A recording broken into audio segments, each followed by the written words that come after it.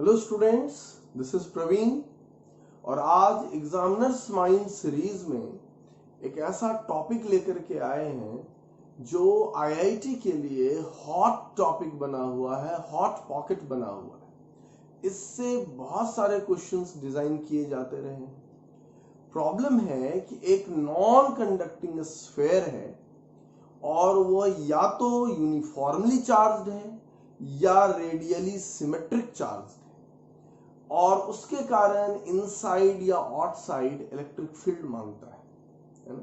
तो सबसे पहले हम लोग देखेंगे कि इस प्रॉब्लम में हम लोग कैसे काम करेंगे और फिर आईआईटी में पूछे हुए कुछ सवालों को सॉल्व करेंगे, है ना। तो सबसे पहली बात तो ये है कि अगर स्फेयर है और चार्ज का डिस्ट्रीब्यूशन रेडियली सिमेट्रिक है या यूनिफॉर्मली चार्ज्ड है तो हम जो गॉसियन सरफेस यूज करेंगे गॉस लॉ लगाने के लिए, वह गॉसियन सरफेस कैसा होगा? स्फेरिकल होगा, है ना। और उसके लिए हम लोग फ्लक्स कैलकुलेट करेंगे कि उस गॉसियन सरफेस से कितना फ्लक्स पास आउट हो रहा है। फिर हम लोग कैलकुलेट करेंगे कि उसके अंदर, उस गॉसियन सरफेस के अंदर कितना चार्ज इनक्लोज्ड है ना। परेशानी यहां से शुरू होती है जब हमें चार्ज इनक्लोज निकालना होता है ना। तो हम लोग सबसे पहले इसी को देखते हैं कि ये चार्ज इनक्लोज हम लोग कैसे निकालेंगे। ये हमारा एक स्फेयर,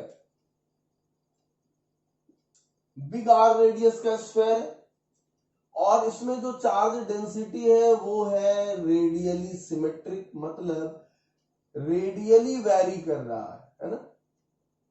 जैसे जैसे हम लोग बाहर की तरफ जा रहे हैं वैसे वैसे ये वैरी कर रहा है। लेकिन खास बात क्या है कि एक किसी पर्टिकुलर आर वैल्यू पर इसका जो डेंसिटी होगा वो सेम होगा सब तरफ, है ना। अब हमसे कह रहा है कि किसी लिटिल आर रेडियस वाले स्फेयर में कितना चार्ज इनक्लोज है। सपोज करो ये यहां तक हमको कैलकुलेट करना है और इसका रेडियस क्या है? Little r. अब इस स्फेयर में कितना चार्ज इनक्लोज है ये हम लोग कैसे फाइंड आउट कर सकते हैं? तो इसे हमें फाइंड आउट करने के लिए ये देखना होगा कि यहां पर एक हम लोग शेल बना लेते हैं। ये एक स्फेरिकल शेल है और इस स्फेरिकल शेल में कितना चार्ज इनक्लोज है ये हम कैलकुलेट करें। तो हम जानते हैं ये शेल कैसा होगा। ये बिल्कुल फुटबॉल के जैसा है जो अंदर से खोखला है और उसके लेदर का कुछ थिकनेस है। आर रेडियस का है, इसके लेदर का थिकनेस है डी आर। तो इसका वॉल्यूम क्या होगा? इस स्फेरिकल शेल का वॉल्यूम, तो फुटबॉल के लेदर का क्या वॉल्यूम होगा? तो फुटबॉल का सरफेस एरिया कितना होता है? 4 pi r square. Radius little r है तो ये हो जाएगा 4 पाई आर स्क्वायर और उस लेदर का थिकनेस क्या है? D r. तो इसको किससे मल्टीप्लाई करते हैं हम लोग? डी आर से। तो ये हो गया dv equals 4 pi r square d r. ये इस शेल का वॉल्यूम है, ये जिसे मैंने यहां पे कलर कर दिया है।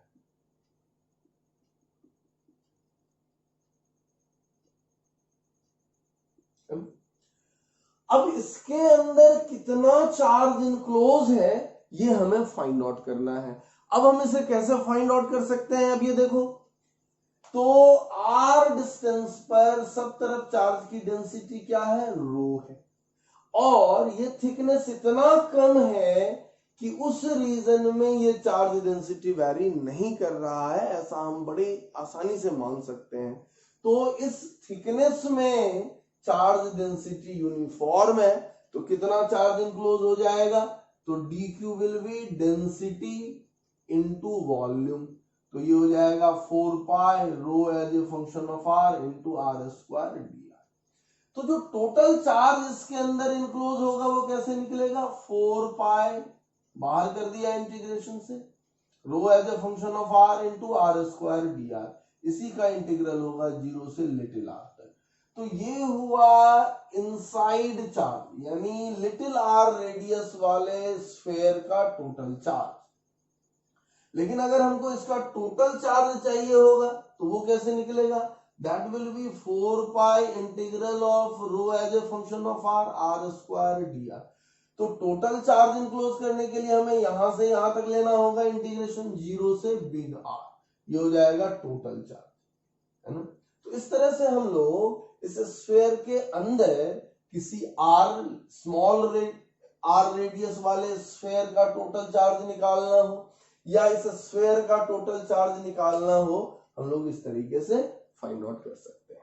हम लोग का आधा से ज्यादा काम खत्म हो गया। अब देखो, अगर हमको इनसाइड पॉइंट के लिए निकालना है तो r लेस देन r के लिए देखना होगा। ये हमारा स्फीयर है जिसका रेडियस बिग R है, और हमको इस पॉइंट पर फील्ड निकालना है।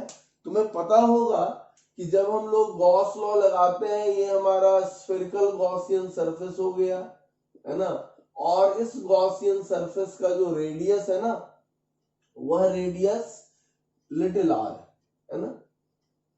तो इस गॉसियन सरफेस के लिए अगर हम लोग फ्लक्स कैलकुलेट करेंगे तो स्फेरिकली सिमेट्रिक कंडीशन में फ्लक्स हो जाता है E इंटू 4 पाई लिटिल r स्क्वायर, और चार्ज इनक्लोज कितना, तो हम लोग इनसाइड पॉइंट देख रहे हैं, यानी इतने रीजन का ही चार्ज देखना है। यह कैसे हम लोग निकालेंगे? It will be 4 pi integral of rho as a function of r into r square dr, 0 से लिटिल r।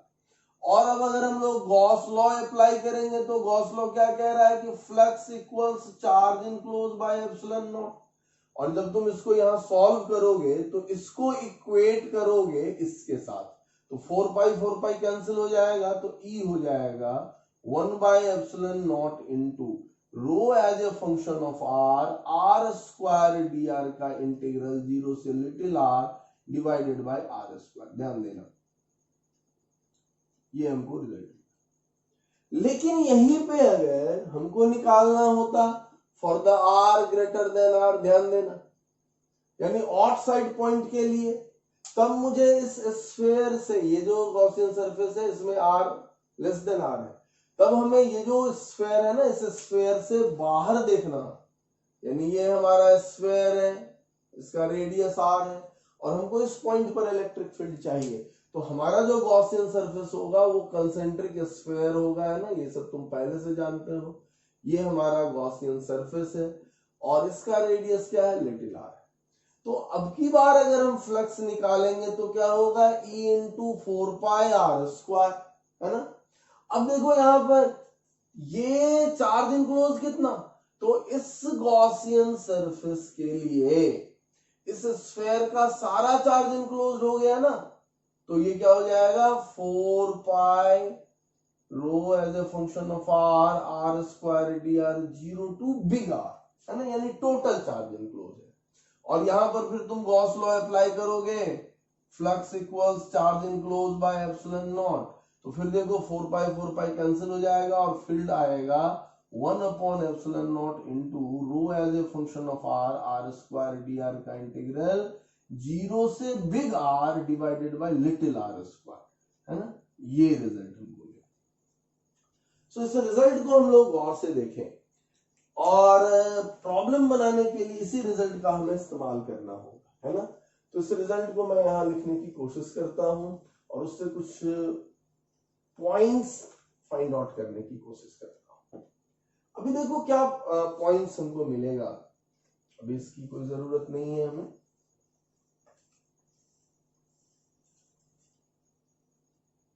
तो जो इलेक्ट्रिक फील्ड होगा ना, वो क्या होगा? इनसाइड पॉइंट के लिए 1 upon epsilon naught into rho as a function of r square dr का इंटीग्रल 0 से little r by little r square, और आउटसाइड पॉइंट के लिए 1 by epsilon naught into rho as a function of r square dr का integral 0 से big R upon r square. अब इस result से देखो और इससे देखो, अगर मैं आउटसाइड पॉइंट की बात करूं तो ये जो तुमको दिख रहा है, ये ब्रैकेट में ये वाला टर्म, ये टर्म तो टोटल चार्ज है ना, तो ये तो फिक्स होगा, जो भी होगा फिक्स होगा। अब क्योंकि हम r बढ़ाते जाएंगे तो ये चेंज होता जाएगा, लेकिन ये इंटीग्रल चेंज नहीं होगा, तो ये कांस्टेंट हो जाएगा। तो उस स्थिति में फील्ड क्या हो जाएगा, inversely proportional to r square. So this is for the r greater than r, यानी आउटसाइड पॉइंट। और ये जो रिजल्ट है ये इनसाइड पॉइंट के लिए, आर लेस देन आर के लिए। यहां क्या हो रहा है वो देखो, चूंकि तुम यहां आर चेंज करोगे यहां भी आर चेंज हो रहा है, तो ये तो बदल रहा है ना इंटीग्रल। तो यहां ये नहीं कह सकते हैं कि field inversely proportional to r square. अब ये सारी बात इस पर डिपेंड करने लगी कि how rho varies with r, है ना, तब पता चलेगा हाउ फील्ड वेरीज।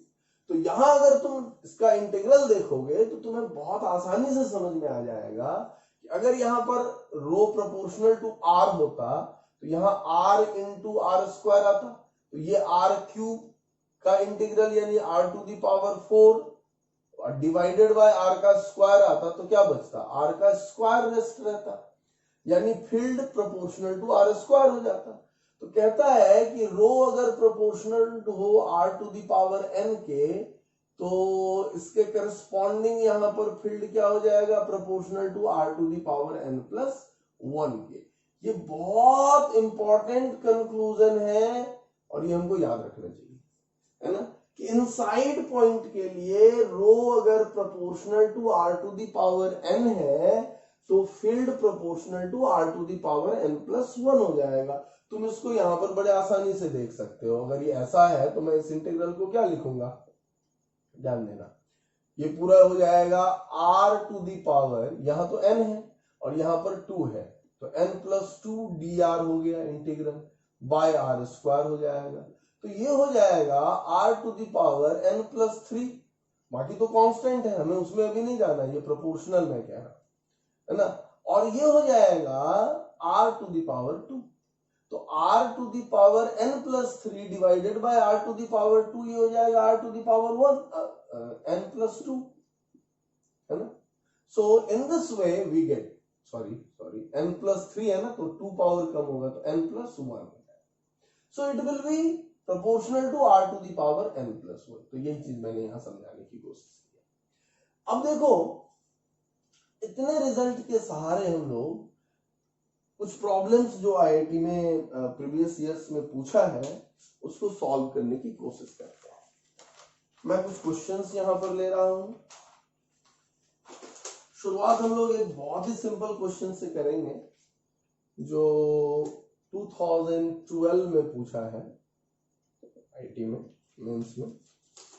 क्वेश्चन है कि एक स्फेयर है और इसकी चार्ज डेंसिटी रो क्या है, कांस्टेंट है। सबसे सिंपलेस्ट जो प्रॉब्लम इसमें डिजाइन होता है वो। तो इलेक्ट्रिक फील्ड वर्सेस आर का जो ग्राफ होगा ना, वो ग्राफ कैसा होगा ये पूछ रहा है और ऑप्शंस दिया हुआ है।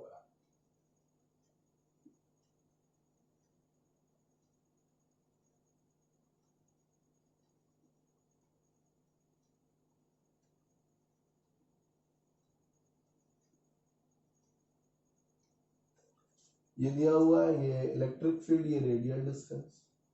तो अब इस सवाल को हम लोग कैसे बना सकते हैं, तो सबसे पहले देखेंगे कि जो ऑट साइड पॉइंट होता है वहां क्या होगा फील्ड। इसके बारे में हमें पूरी जानकारी है कि ऑट साइड पॉइंट हमेशा फील्ड कैसा होगा, अगर सिमेट्रिकल सिचुएशन है तो फील्ड हमेशा inversely proportional to r square होगा, है ना। तो इस केस में तो पॉसिबल ही नहीं है ना, बाकी ये पॉसिबल हो सकता है, ये पॉसिबल हो सकता है, ये पॉसिबल हो सकता है। लेकिन इनसाइड में क्या होगा, चूंकि फील्ड के रो यानी चार्ज डेंसिटी क्या है, कांस्टेंट है, यानी rho proportional to r to the power 0 हो गया, तो करस्पॉन्डिंग फील्ड क्या हो जाएगा, proportional to r to the power 0 plus 1 यानी 1, यानी फील्ड प्रोपोर्शनल टू आर होगा। ये तुम लोग कैलकुलेट भी किए होंगे, +2 स्टैंडर्ड में लोग इसको कैलकुलेट करते हैं कि कैसे फील्ड इनसाइड चेंज होता है, तो ये प्रोपोर्शनल टू आर होता है। तो प्रोपोर्शनल टू आर है इनसाइड, यानी लीनियरली वेरी कर रहा है। तो अब लीनियर इसमें भी है और लीनियर इसमें भी है, लेकिन ये तो होगा नहीं, इसलिए यही वाला होगा। बाकी में लीनियर नहीं है, इसलिए ये सब कर्व नहीं होगा। सो this is the actual curve, और यहां पर ये r इक्वल्स r है सरफेस का। हम लोग इसमें और क्वेश्चंस ऐड करते हैं।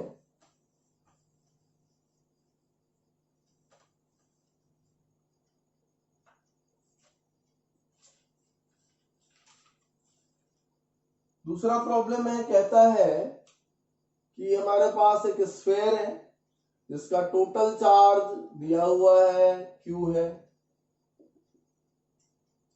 और जो चार्ज की डेंसिटी है वो है Kr⁴ A, जहां की K और A कांस्टेंट गिवन है ना,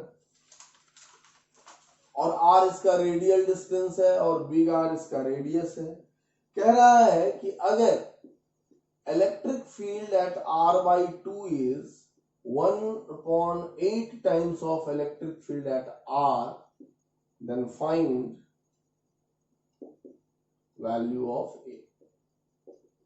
ये इंटीजर में पूछा था 2009 में, है ना, तो इंटीजर टाइप है। अब देखो ये सवाल एग्जैक्टली जो इंफॉर्मेशन मैंने यहां बताया है उसी पर पूछ रहा है कि डेंसिटी प्रोपोर्शनल है किसके, देखो ध्यान से, R⁴ A के, तो यहां जो फील्ड होगा वो प्रोपोर्शनल हो जाएगा R⁴ A+1।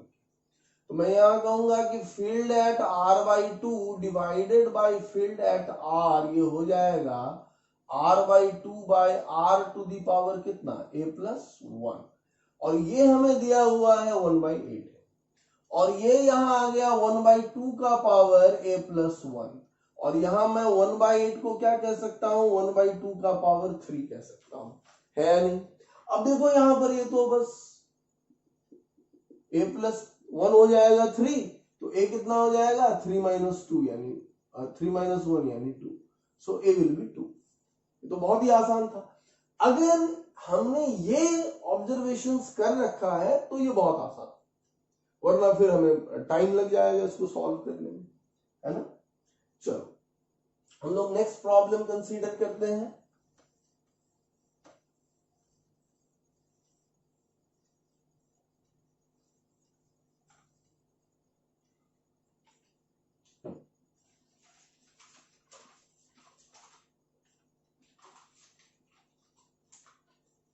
अब ये प्रॉब्लम कह रहा है कि एक स्फीयर है जिसकी चार्ज डेंसिटी दी हुई है Q/π big R⁴ into little r, और इलेक्ट्रिक फील्ड पूछ रहा है एट R1 कितना होगा अगर R1 is less than R, यानी इनसाइड पॉइंट के लिए इलेक्ट्रिक फील्ड पूछ रहा है। ऑप्शंस आर गिवन, 0 है, Q/4πε0 R1² है, QR1² 4πε0 R⁴ है, और नेक्स्ट ऑप्शन है QR1² 3πε0 R⁴ है। अब देखो यहां पर इतना तो तय है कि आंसर हमारा ये दोनों नहीं होगा। सोचो क्यों नहीं होगा? इसलिए नहीं होगा कि अंदर में क्या दिख रहा है, रो प्रोपोर्शनल टू R है, तो निश्चित तौर पर अंदर में फील्ड क्या होगा, प्रोपोर्शनल टू R⁴ हो जाएगा, है ना। तो इसमें ये क्राइटेरिया C और D ही फुलफिल कर रहा है, इसीलिए या तो C होगा या D होगा। लेकिन चूंकि यहां पर इस दोनों में सिर्फ और सिर्फ कांस्टेंट का फर्क है, इसलिए बिना बनाए तो हमसे बनने वाला नहीं है। अब हमें इसमें सॉल्व करना होगा, तो क्या करेंगे हम लोग, है ना। तो इलेक्ट्रिक फील्ड इनसाइड क्या लिखते हैं हम लोग, 1/ε0 into rho as a function of R into R² dr का इंटीग्रल 0 से R, यहाँ R1 है तो मैं R ही लिख रहा हूं, डिवाइडेड बाय R², यही इलेक्ट्रिक फील्ड होगी। तो ये क्या लिखेंगे हम लोग, 1/ε0, चार्ज डेंसिटी क्या है Q/π बिग R² बाहर हो गया, R³ dr का इंटीग्रल करेंगे 0 से लिटिल r/r²। अब देखो, अब जो ये हमारा प्रॉब्लम है इसमें क्या आ जाएगा, फैक्टर देखो यहां पर ये हो जाएगा हमारा R⁴/4, R² यहां 2 हो गया, तो यहां जो फैक्टर 4 आया ना वही सारा खेल क्लियर कर दिया, तो ऑप्शन 3 होगा। क्यों? क्योंकि 4 इसी में आ रहा है, इसमें तो 3 है ना, तो यहाँ 4 हो, तो क्या है ये Q/4πε0 R⁴ है यहाँ पर, तो R⁴ इंटू ये हो जाएगा r का स्क्वायर या r1 का स्क्वायर, जो भी लिखना चाहते हो। तो ये रिजल्ट आया अपना।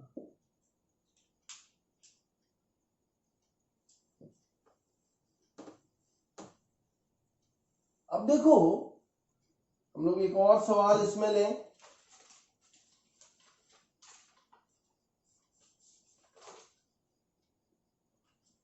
ये भी इसी पर बेस्ड है और बिल्कुल आसान सवाल है, बस वेरिएशन देखने में थोड़ा डरावना कर दिया है। रो है rho not 5/4 minus little r upon big R is from 0 to big R, और रो है 0 for the r greater than R।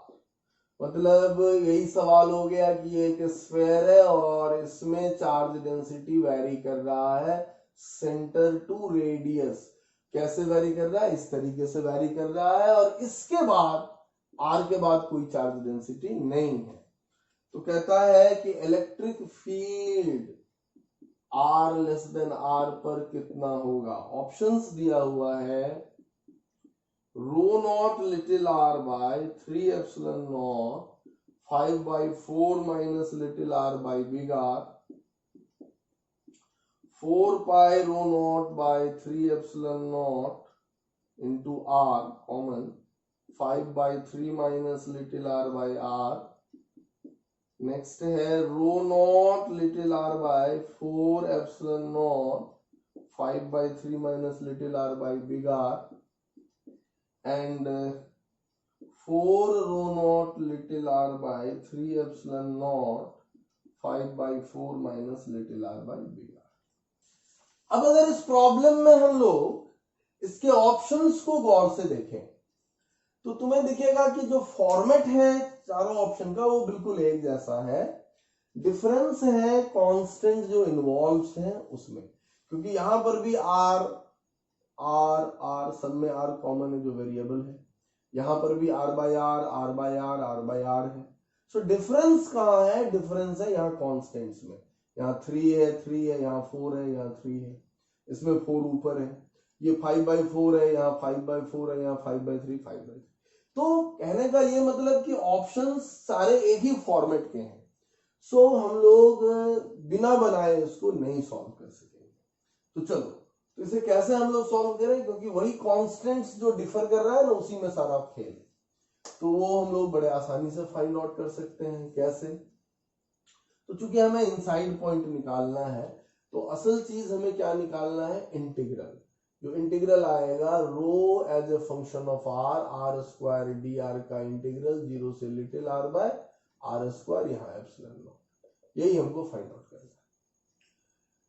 तो चलो इसको हम लोग फाइंड आउट कैसे करते हैं? तो 1/ε0 लिटिल r स्क्वायर इनटू, और ये फंक्शन क्या है? Rho not 5/4 minus little r upon big R into r square d r का इंटीग्रल 0 से लिटिल r। तो 1/ε0 r square into rho not बाहर कर लो, इसको बाहर कर लिया। अब ये क्या हो गया? 5/4 little r square d r का इंटीग्रल 0 से लिटिल r माइनस, और ये हो जाएगा कितना? r³ by r d r का इंटीग्रल 0 से लिटिल r। तो ये हो जाएगा rho not by epsilon not little r square, और यहां ये हो गया 5/4 इंटू r³ बाय 3 माइनस, ये हो जाएगा r⁴ bye big R into 4। ये अब यहां पर देखो हम बड़े आसानी से कह सकते हैं कि यहाँ r³ कॉमन अगर कर लेते हैं और 4 भी कॉमन कर लेते हैं, तो rho not by 4 epsilon not r square r³, यहां हो जाएगा 5/3 minus little r by big R। सारा खेल ही सॉल्व हो गया। ये तो r बच जाएगा, 5/3 वाला 2 है यहाँ पर, ये 2 ये नहीं होगा, और यहाँ पर 1/4 है, 1/4 वाला ये होगा। तो C is the correct option, है ना। चलो अब हम लोग देखते हैं एक और इसमें सवाल जो इसी कॉन्सेप्ट पर बेस्ड है।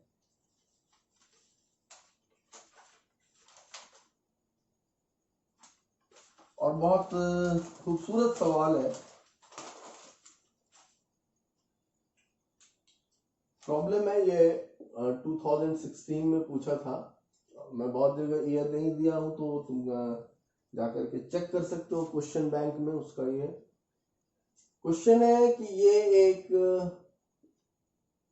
हॉलो शेल है और इस शेल का रेडियस है लिटिल ए और इसका रेडियस है बी, और इस दोनों के बीच में यहां मटेरियल भरा हुआ है, नॉन कंडक्टिंग मटेरियल। इस नॉन कंडक्टिंग मटेरियल का जो डेंसिटी है which varies with r as a upon r, where a is constant, और इसके सेंटर पे एक चार्ज प्लेस है बी क्यू, है ना, ये प्लस चार्ज। तो कह रहा है कि ए का वैल्यू क्या होगा so that electric field in the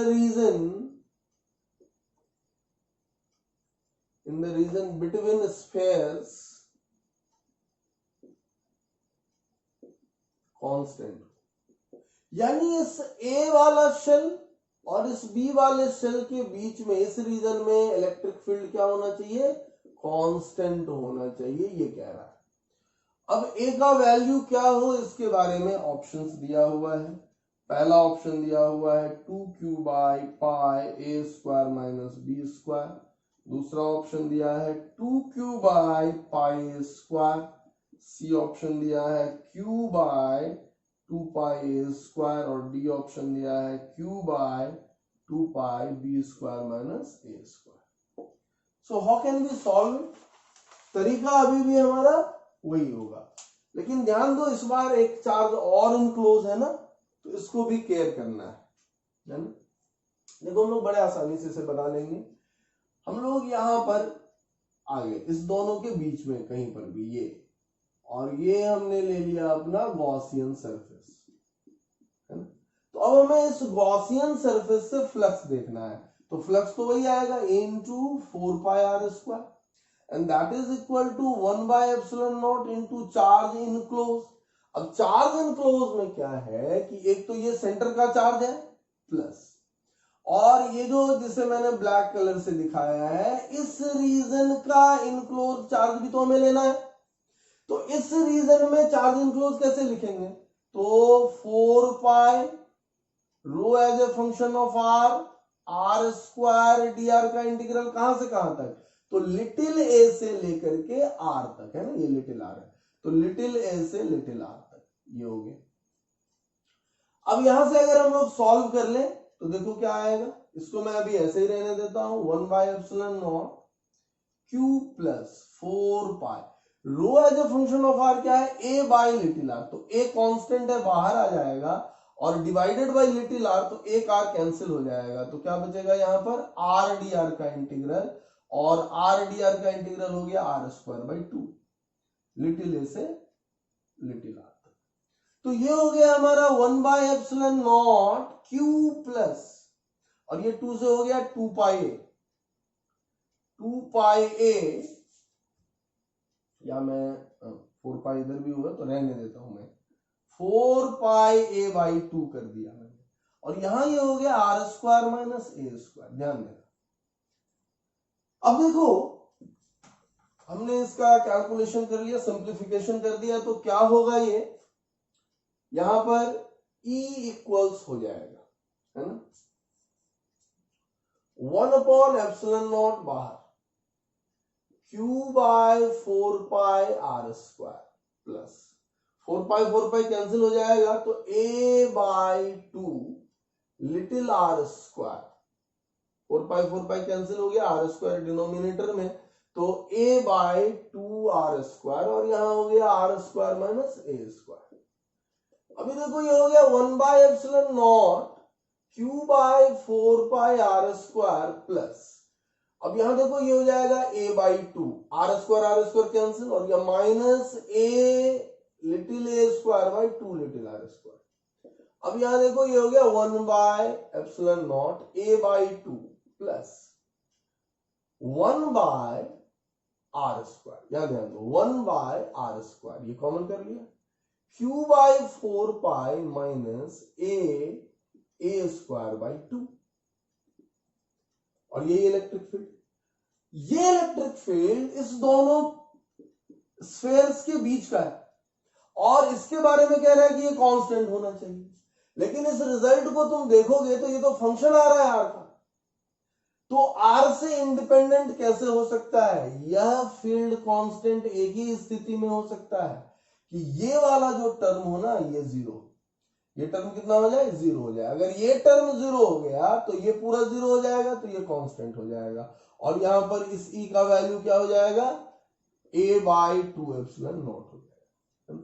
इसको जीरो करो, यानी q बाई 4 पाई इक्वल्स हो जाएगा a square upon 2। Big a का वैल्यू क्या हो जाएगा? q by 2 pi a square. So अगर बिग ए का value q by 2 pi a square होता है तो यह इलेक्ट्रिक फील्ड कांस्टेंट हो जाएगा और इतना हो जाएगा। तो यहां पर कौन सा होगा? q by 2 pi a square. So option C is correct. ये बहुत ही बेहतरीन सवाल डिजाइन किया गया था 2016। अब आओ एक प्रॉब्लम इसमें हम लोग और इंक्लूड कर लेते हैं, which is also very interesting. और भी बहुत सारे सवाल हैं इसमें, लेकिन ये भी एक इंटरेस्टिंग प्रॉब्लम होगा।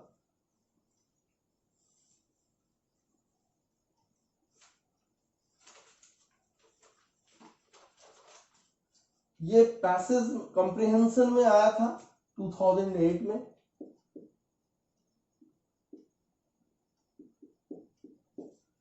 सवाल ये था कि एक न्यूक्लियस है,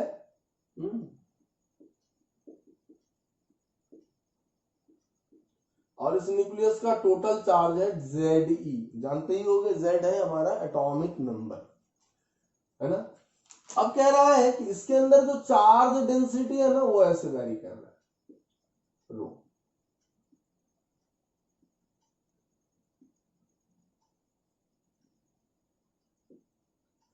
up to little a radius, इसके अंदर up to little a radius तक चार्ज जो है वो कांस्टेंट है और ये डी के इक्वल है।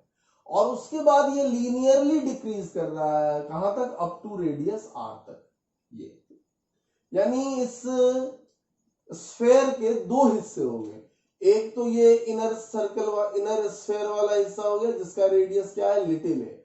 और एक दूसरा हो गया ये बिग आर वाला हिस्सा, है ना। तो यहां से यहां तक ये वाला जो हिस्सा है लिटिल ए वाला, उसमें चार्ज डेंसिटी कांस्टेंट है। और ए से आर तक वाला जो हिस्सा है उसमें चार्ज डेंसिटी लीनियरली डिक्रीज कर रहा है। तो हमसे सवाल कर रहा है इसमें पहला problem, electric field at r equals big R, यानी एट द सरफेस। ऑप्शंस दे रखा है ए में कि इंडिपेंडेंट ऑफ ए है, दूसरा ऑप्शन है प्रोपोर्शनल टू ए है, तीसरा ऑप्शन है प्रोपोर्शनल टू ए स्क्वायर है, चौथा ऑप्शन है proportional to 1 by a square है। कौन सा ऑप्शन करेक्ट होगा? तो देखो कहां का फील्ड पूछा है? सरफेस का फील्ड पूछा है। तो अगर मान लो ये हमारा स्फेयर है जो चार्ज्ड है, और अगर मैं ठीक सरफेस का फील्ड पूछूं तो मैं एकदम सरफेस के नजदीक गॉसियन सरफेस बनाऊंगा और फ्लक्स होगा a into 4 pi big r square. और charge enclose by epsilon not जो तुम करोगे तो कौन सा चार्ज इनक्लोज होगा? इसका सारा चार्ज इनक्लोज होगा। और इसका टोटल चार्ज तो पता है Z ही है, ये कांस्टेंट है। तो फील्ड क्या हो जाएगा? Inversely proportional to r square हो जाएगा, है या नहीं है? तो इसमें कहीं भी ए इन्वॉल्व होगा? नहीं होगा, है ना। So it is independent of a, है ना। तो पहला सवाल तो आ गया हमारा। अब देखो दूसरा,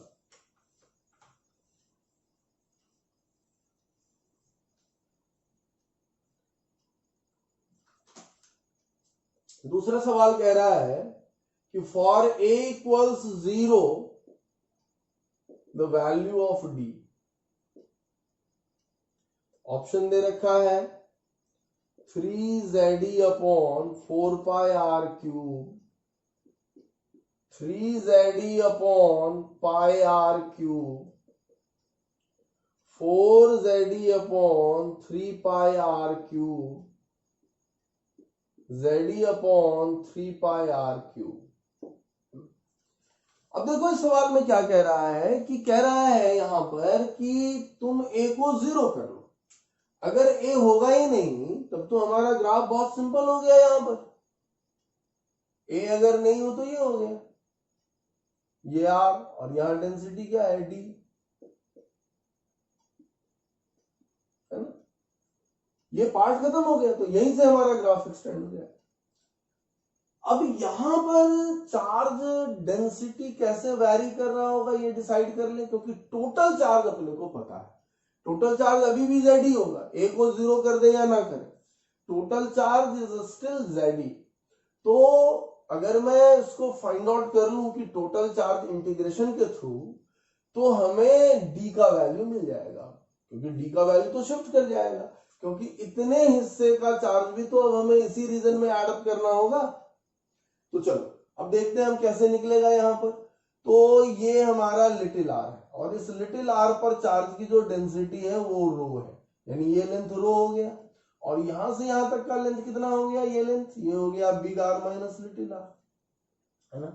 तो यहां पे मैं कह सकता हूं बहुत आसानी से कि ये एंगल जो है स्लोप तो कांस्टेंट है ना। तो एक तो सीधे सीधे कह सकते हैं कि डेंसिटी कैसे वैरी करेगा, तो लीनियरली डिक्रीज कर रहा है तो रो हो जाएगा, शुरू में कितना था डी और 1 minus little r by big R. या हमें इसे निकालना हो तो हम कहेंगे ये जो थीटा है हमारा tan थीटा, ये tan थीटा कितना लिखेंगे हम लोग, तो ये हो जाएगा दिस अपॉन दिस, यानी rho upon big R minus little r, and that is equal to यहां डी अपॉन बिग आर।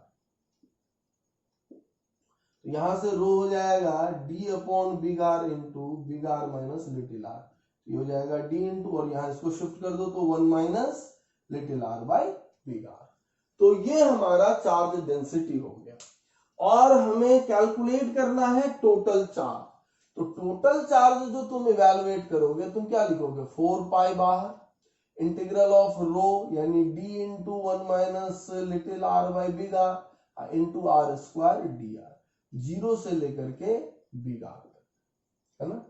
तो ये जो इंटीग्रल हम लोग इवेलुएट करें कैसे आएगा, ध्यान दो, और इसका वैल्यू तुम्हें पता है कितना है, जेड। तो यहां हो जाएगा 4 पाई डी, बाहर हो गया, ये हो गया आर स्क्वायर डी आर का इंटीग्रल 0 से big R minus 1 upon r into r square, यानी आर क्यूब डी आर का इंटीग्रल 0 से बिग आर, और ये हो गया हमारा जेड। अभी ध्यान दो 4 पाई डी, ये हो जाएगा आर क्यूब बाई 3 माइनस ये हो जाएगा 1 upon r into r to the power 4 by 4, ये हो गया जेड। और यहां पर हम कह सकते हैं ये हो गया 4 पाई डी आर क्यूब, कॉमन कर लो, आर क्यूब हो जाएगा, तो ये हो गया 1 बाई 3 माइनस 1 बाई 4, तो ये हमारा हो गया 1 by 12, and this is Z, है ना। तो ये यहां पर हो गया 3, तो हम बड़े आसानी से यहां पर d लिख सकते हैं, कितना हो जाएगा d, मैं यहां लिख देता हूं, तो d विल बी, ये हो जाएगा 3ZE बाय, है ना, 3ZE by pi r cube, तो 3ZE by pi r cube, this will be the answer. इसमें एक सवाल और यूज किए हुए हैं इसी में, वो भी बहुत सिंपल है, तुम ऐसे ही बना सकते हो, बट देख लो एक बार। कहता है the electric field within nucleus is generally observe to be linear. मैं क्वेश्चन लिखूंगा नहीं, सिंपली एक्सप्लेन करता हूं। Electric field within nucleus is observe to be linearly dependent on r. Linearly dependent on r मतलब एक तरह से फील्ड प्रोपोर्शनल टू आर हो गया इनसाइड में, है ना। दिस इंप्लाइज, ये क्या बताता है कि इनसाइड में फील्ड लीनियरली डिपेंड कर रहा है आर पर, तो ये भी एक तरह का लीनियर डिपेंडेंस है। और मैंने बताया था ये ऐसी स्थिति कब आती है जब डेंसिटी क्या हो, proportional to r to the power 0 हो, मतलब डेंसिटी क्या हो, कांस्टेंट हो। तो यूनिफॉर्म डेंसिटी हो अंदर में, तो अंदर में यूनिफॉर्म डेंसिटी हो यानी a और r बराबर हो। पहले क्या था तुम्हारा, यहां तक था, फिर ऐसे डिक्रीज कर रहा था, ये a था, ये r था। तो a से r डिक्रीज करेगा जब चार्ज डेंसिटी, तब तो फिर फील्ड का वेरिएशन चेंज कर जाएगा। तो पूरे में अगर लीनियरली वेरी कर रहा है तो पूरे में चार्ज डेंसिटी क्या हो, कांस्टेंट होगा। इसका मतलब a बराबर क्या हो जाएगा, r हो जाएगा। तो a बराबर r हो जाएगा, है ना।